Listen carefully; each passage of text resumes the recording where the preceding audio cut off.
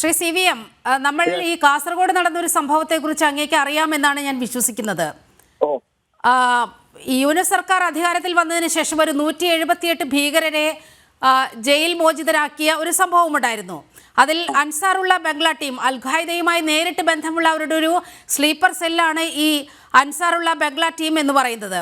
അതിൻ്റെ ഏറ്റവും പ്രധാനപ്പെട്ട സൗത്ത് ഏഷ്യ വിങ്ങിൻ്റെ പ്രധാനിയെ അടക്കം റിലീസ് ചെയ്യുന്ന ഒരു സാഹചര്യമുണ്ടായി.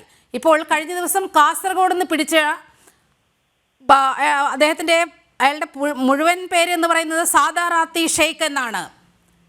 അയാളെ പോലീസ് ചോദ്യം ചെയ്തപ്പോൾ വളരെ ഞെട്ടിപ്പിക്കുന്ന വിവരങ്ങളാണ് പുറത്തു വന്നത്. ഈ അൽ ഖ്വയ്ദയുടെ സ്ലീപ്പിംഗ് സെല്ലിലെ ഒരു പ്രമുഖ കക്ഷിയാണ് ഇയാൾ ബംഗ്ലാദേശും അസമും കേന്ദ്രീകരിച്ച് രാജ്യത്തിനെതിരെ നടത്തുന്ന വിധ്വംസക പ്രവർത്തനങ്ങളിലെ പ്രധാന കണ്ണിയാണ്. പോലീസ് ചോദ്യം ചെയ്തപ്പോൾ മനസ്സിലായ വിവരങ്ങൾ, അയാൾ TMC അനുകൂലിയാണ്, തൃണമൂൽ കോൺഗ്രസിന് അനുകൂലിയാണ്. അയാൾ പശ്ചിമ ബംഗാളിലെ 2 നിയമസഭാ മണ്ഡലങ്ങളിൽ വോട്ടർ പട്ടികയിൽ പേരുള്ള ആളാണ്. എങ്ങനെയാണ് നമ്മുടെ രാജ്യത്ത് അസ്ഥിരതയുണ്ടാക്കാൻ ഈ കക്ഷികളെല്ലാം, ഈ വിധ്വംസക ശക്തികൾ നമ്മുടെ സംവിധാനത്തിനകത്തേക്ക് കയറി പറ്റുന്നതിൻ്റെ ഏറ്റവും വലിയ ഉദാഹരണമാണ് നമ്മൾ കാസർഗോഡ് കണ്ടത്. നിങ്ങൾ ഇതൊക്കെ അപലപിക്കേണ്ടതല്ലേ? മാഡം, ഇത്തരം വിഷയങ്ങൾ സംസാരിക്കുമ്പോൾ കുറച്ചുകൂടെ ഗൗരവം പാലിക്കണം. നമ്മള് ഈ രാജ്യത്തിന്റെ ആഭ്യന്തര സുരക്ഷയെ ബാധിക്കുന്ന ഏവനായാലും അപ്പം പുറമെ ഇവിടെ ഞാൻ കേട്ടെ, ലോകത്തെ ഞെട്ടിക്കുന്ന ഏജൻസികളിൽ ഇവിടെ അന്വേഷണ ഏജൻസി ഇല്ലേ? ഞാൻ പറയുന്നത് അൽ ഖായ്ദയുമായി ബന്ധപ്പെട്ട ഏതെങ്കിലും വ്യക്തി ഉണ്ടെങ്കിൽ വിചാരണ കൂടാതെ അവരെ തൂക്കിലേറ്റണം അഭിപ്രായക്കാരാണ് ഞാൻ. വിചാരണ കൂടാതെ. എന്തുകൊണ്ടെന്നറിയാമോ? നമ്മൾ ആരും അംഗീകരിക്കുന്നില്ല. ഇസ്ലാമിക് സ്റ്റേറ്റ് ആയാലും അൽ ഖായ്ദ ആയാലും നമ്മൾ അംഗീകരിക്കുന്ന കൂട്ടത്തിലല്ല നമ്മളൊന്നും. അതുകൊണ്ട് ഇതൊന്നും ആഭ്യന്തര സുരക്ഷയെ ബാധിക്കുന്ന. ഒരു സെക്കൻഡ് CVM, ഒരു സെക്കൻഡ് ഒന്ന് RV ബാബു ഒന്ന് ഇടപെടുന്നുണ്ട്. ഒരു സെക്കൻഡ് ഒന്ന് വെയിറ്റ് ചെയ്യൂ. എനിക്കൊരു പാട് പറയാണ്. നേരത്തെ നുസ്രത് ജഹാൻ ലീഗിനെ ആക്രമിച്ചിട്ടുണ്ട്, ജമാഅത്തിനെ. അത് എനിക്ക് ഒരുപാട് പറയാനുണ്ട്. ഒറ്റ ചോദ്യം.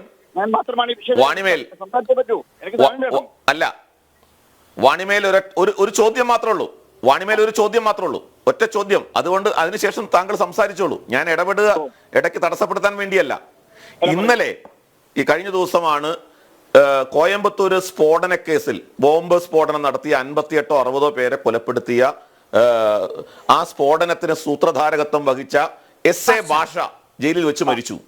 ആ SA ഭാഷയ്ക്ക് നൽകിയ ആ ശവസംസ്കാര ചടങ്ങിൽ പങ്കെടുത്തതും ആ ശവസംസ്കാര ചടങ്ങ് എത്ര ആഘോഷമായിട്ടാണ്, എത്ര ആരവത്തോടെയാണ് നടപ്പാക്കിയതെന്ന് അങ്ങ് കണ്ടിരുന്നോ? ആ SA ഭാഷ ആരാണ്? ആ SA ഭാഷയ്ക്ക് ഈ പിന്തുണ എവിടെ നിന്ന് കിട്ടുന്നു? SA ഭാഷ ഏതായാലും തീവ്രവാദ കേസിൽ അറസ്റ്റ് ചെയ്ത ആളാണ്. ആ ആൾക്ക് എങ്ങനെയാണ് ഈ പിന്തുണ കിട്ടുന്നത്? അതിനോട് നിങ്ങളുടെ സമീപനം എന്താണ്? മുസ്ലിം ലീഗ് ആ വിഷയത്തിൽ ഇതുവരെ എന്തെങ്കിലും പറഞ്ഞോ? ഞാൻ എന്റെ ചോദ്യം താങ്കളുടെ മുമ്പാകെ വെക്കുകയാണ്. എനിക്ക് മനസ്സിലായി. നിങ്ങൾക്ക് ഞാനൊരു കാര്യം ബോധ്യപ്പെടുത്താൻ ആഗ്രഹിക്കുന്നത്, ഒന്ന്, നിങ്ങളെന്ന് ഉദ്ദേശിക്കുന്നത് എനിക്ക് മനസ്സിലായി. ഇവിടെ ലോകത്ത് നടക്കുന്ന ഏതെങ്കിലും മുസ്ലിം ചെയ്യുന്ന വൃത്തികേടുകളെ ഏറ്റെടുക്കാൻ ഞങ്ങൾക്കൂട്ട് സാധ്യമല്ല, ഞങ്ങളുടെ ആളുകളുമല്ല. പക്ഷേ ഭാഷയുടെ ശവസംസ്കാര ചടങ്ങിൽ പങ്കെടുത്ത ആളുകളുടെ ബാഹുല്യം നമ്മളെ എന്ത് ബന്ധമുള്ളത്? നമ്മൾ ആരാ അംഗീകരിക്കുന്നത്? അല്ല, ഒരാൾ മരിച്ചതിന് ശേഷം ഉണ്ടാകുന്ന പ്രവചനങ്ങളും പ്രസ്താവനകളും അത് ഏത് രൂപത്തിലാണ് വിലയിരുത്തി നടപടിക്കേണ്ടത്? ഇവിടുത്തെ പോലീസിന്റെ ഇവിടെ അന്വേഷണ ഏജൻസിയുടെ ബാധ്യതയാണ്. അദ്ദേഹം ജയിലിൽ പോയത് തീവ്രവാദി ആരോപണത്തിന്റെ പേരിലാണെങ്കിൽ ശിക്ഷിക്കപ്പെട്ടിട്ടുണ്ട്. അദ്ദേഹം മരിച്ചതിന് ശേഷം ആളുകൾ കൂടി അദ്ദേഹത്തിലൂടെ പ്രാർത്ഥന നടത്തിയെങ്കിൽ അന്വേഷിക്കപ്പെടേണ്ടതാണ് എന്താണെന്നുള്ളത്. അത് ഞങ്ങളുടെ ഉത്തരവാദി. നിങ്ങൾ മുസ്ലിം ലീഗിന്റെ സംബന്ധിച്ചിടത്തോളം ഇന്ത്യ സഖ്യത്തിലെ ഒരു പ്രധാന കക്ഷി DMK അവിടെ പങ്കെടുത്തിരുന്നു.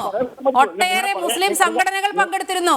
അതിൽ ഒരുപക്ഷെ ഇന്ത്യൻ യൂണിയൻ മുസ്ലിം ലീഗിന്റെ പ്രതിനിധികളും ഉണ്ടായേക്കാം. കാരണം വലിയൊരു ജനപ്രാതിനിധ്യമാണ് അവിടെ ഉണ്ടായത്. ശ്രീ CVM വാണിമേൽ, നിങ്ങൾ പറയാൻ സമ്മതിക്കുമോ? ഞങ്ങൾ മുസ്ലിം ലീഗ് മതേതരത്വവും ജനാധിപത്യവും പറയുന്നത് ആരെയും ഭയന്നിട്ടല്ല. മുസ്ലിം ലീഗ് ഇന്ത്യയുടെ സ്വാതന്ത്ര്യത്തിനും പഴക്കമുള്ള ഒരു പാർട്ടിയാണ്. ഞങ്ങൾ കൃത്യമായ ബോധ്യമുണ്ട് എന്ത് പറയണം, എങ്ങനെ സമീപിക്കണം, ഏത് രൂപത്തിൽ കാര്യങ്ങൾ കൈകാര്യം ചെയ്യണമെന്ന്. അതുകൊണ്ട് തന്നെ ഭാഷയുമായിട്ട് അദ്ദേഹത്തിന്റെ സംഘടനയുമായോ അദ്ദേഹത്തിന്റെ മരണാന്തര ചടങ്ങുമായി ലീഗിന് യാതൊരു ബന്ധവുമില്ല. ലോകത്ത് ഏതെങ്കിലും ഒരു ഹൈന്ദവ സഹോദരൻ ക്രൂരത കാണിച്ചാൽ ഹിന്ദു മതം ഉത്തരവാദിയാണോ? ക്രിസ്തുമതത്തിന്റെ ഉത്തരവാദിയാണല്ലോ. അതുകൊണ്ട് ഈ വിഷയത്തിൽ ഞാൻ പറയുന്നത് ഇത് അന്വേഷണ ഏജൻസികൾ ശ്രദ്ധിക്കേണ്ട കാര്യമാണ്. ഇവിടെ തീവ്രവാദം വളർന്നു വരുന്നു, ശരിയാണ്. വർഗീയത വളർന്നു വരുന്നു. ആരൊക്കെയുള്ളത്? അതിൽ പിന്നെ സംഘപരിവാര ശക്തികളില്ലേ? ഏതൊക്കെയുണ്ട്? ഒരു സമുദായത്തെ മാത്രം അധിക്ഷേപിക്കുന്നത് മാറ്റി നിർത്തിക്കൊണ്ട് നിഷ്പക്ഷമായി വിലയിരുത്തണം. ഏത് ഭാഗത്ത് നിന്ന് ഏത് ന്യൂനപക്ഷ വർഗീയതയായാലും ന്യൂനപക്ഷ തീവ്രവാദമായാലും ഭൂരിപക്ഷ തീവ്രവാദമായാലും എതിർക്കപ്പെടേണ്ടതാണ്. ആ രൂപത്തിലാണ് സംസാരിക്കേണ്ടത്. മറ്റൊരു കാര്യം പറയാം. നേരത്തെ നുസ്രത്ത് ഒരു കാര്യം പറയുകയുണ്ടായി. മുസ്ലിം ജമാഅത്ത് എന്ത് ബന്ധാ നുസ്രത്തെ ഉള്ളത്? എവിടുന്നാണ് നിങ്ങൾ ഇതൊക്കെ പഠിച്ചത്? ഇന്ത്യ ജമാഅത്തെ ഇസ്ലാമി അടിസ്ഥാനപരമായി എതിർത്ത ആളുണ്ടറിയോ? മഹാനായ അല്ലാമ ഇക്ബാൽ സാരേ ജഹാൻ സെ അച്ഛ ഹിന്ദുസ്ഥാനമാറ എന്ന കവിത എഴുതിയ. ഒരിക്കൽ പോലും ജമാഅത്തെ ഇസ്ലാമിയെ മുസ്ലിം ലീഗ് ഏത് രൂപത്തിൽ അംഗീകരിച്ചെന്ന് പറഞ്ഞ മനസ്സിലാക്കേണ്ടിയിരിക്കുന്നു. നിങ്ങൾക്കാർക്കും അത് അറിയാവുന്നത്?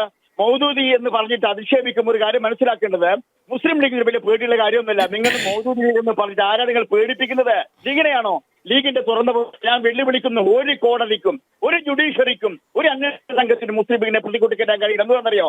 ഞങ്ങൾക്ക് തുറന്ന പുസ്തകമാണ്. ആരെങ്കിലും പറയുന്നത് കേട്ട് നുസ്രത്തെ പറഞ്ഞാൽ അംഗീകരിക്കുന്ന പ്രശ്നമല്ല. രണ്ടാമത്തെ കാര്യം പറയാം, ആദം സാറിനോട് പറയാണ് ഞാൻ. എന്താണെന്നറിയോ? നിങ്ങൾ പറഞ്ഞല്ലോ ഇവിടെ ഇന്ത്യ പൊളിറ്റിക്സ് ഉണ്ട് ഈ ബംഗ്ലാദേശിന്റെ പക്ഷത്തിൽ. ബംഗ്ലാദേശിനെ അമേരിക്ക ഇന്ത്യക്കെതിരെ ഉപയോഗിക്കുന്നുവെന്ന് സത്യമാണല്ലോ.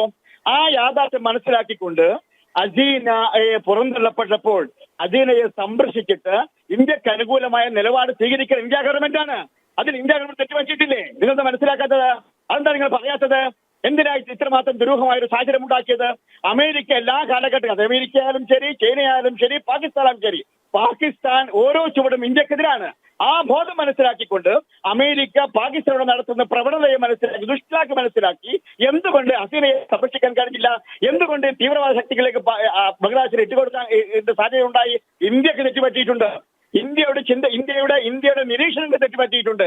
ഇന്ത്യ എന്ന് പറയുന്ന മഹാരാജ്യം മൂന്നാം ലോകമാണ്. ലോകത്തിന് വെളിച്ചം കാണിക്കുന്ന, ലോകത്തിന് ധൈര്യം വരുന്ന രാഷ്ട്രമാണ് ഇന്ത്യ.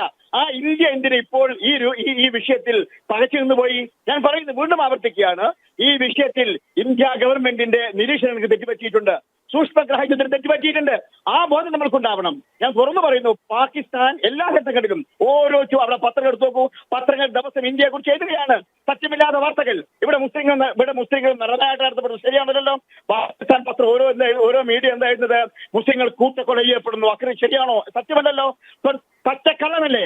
അങ്ങനത്തെ പാകിസ്ഥാൻ ബംഗ്ലാദേശിനെ ഉപയോഗിക്കുകയാണ് ഇന്ത്യക്കെതിരല്ലേ? അതെന്തുകൊണ്ട് ഈ BJP ഗവൺമെന്റ് കണ്ടെത്താൻ കഴിഞ്ഞില്ല? ഈ ചോദ്യത്തിന് മറുപടി പറയാൻ കഴിയുമോ മാഡത്തിന്? അത് മറുപടി ആദ്യം.